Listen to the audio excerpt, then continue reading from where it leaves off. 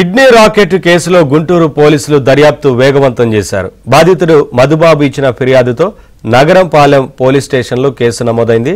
ఈ కేసులో మొత్తం 5గురిపై కేసు నమోదు చేశారు.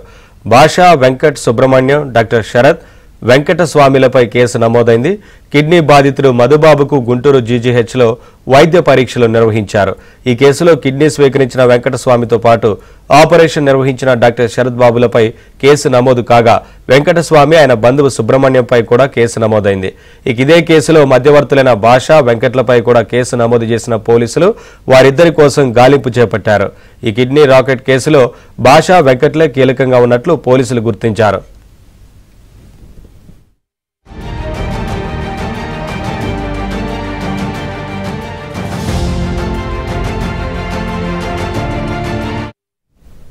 అప్డేట్స్ మా కరెస్పాండెంట్ సాంబశివరావు నుండి తెలుసుకుందాం.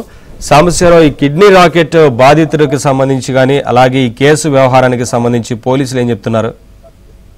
నవీన్, విజయవాడ కేంద్రంగా నడిచిన కిడ్నీ రాకెట్ కు సంబంధించి బాధితుడు గుంటూరు చెందిన వ్యక్తి కావడంతో ఇక్కడ ఎస్పీని కలిసి ఫిర్యాదు చేసిన మధుబాబు ఫిర్యాదు మేరకు గుంటూరు నగరంపాలెం పోలీసులు అతని నుంచి స్టేట్మెంట్ రికార్డ్ చేసుకుని గుంటూరు నగరంపాలెం స్టేషన్ లో కేసు నమోదు చేశారు. ఆ బాధితుడు మధుబాబు ఇచ్చిన ఆధారాలు మేరకు మొత్తం 5గురి మీద ఇప్పటి వరకు కేసు నమోదు చేసి పలు సెక్షన్ల కింద సెక్షన్లు నమోదు చేశారు. వారిలో ఎవరైతే కిడ్నీని స్వీకరించారో వెంకటస్వామి అనే వ్యక్తికి మధుబాబు నుంచి దానం చేయగా వెంకటస్వామి అనే వ్యక్తికి కిడ్నీని అమర్చారు.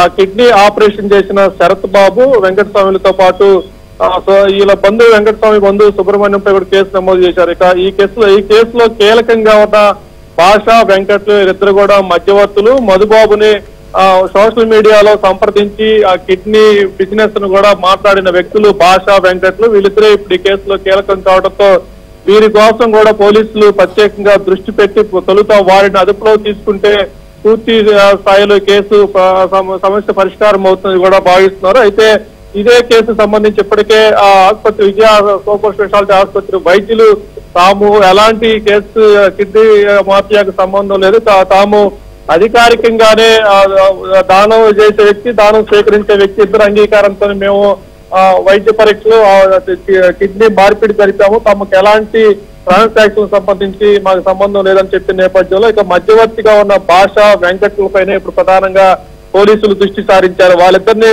త్వరలోనే పట్టుకొని కేసుపై కూడా పూర్తి స్థాయిలో ముందుకు వెళ్తామంటూ కూడా గుంటూరు నగరంపాలెం పోలీసులు అయితే చెప్తున్నారు. నవీన్.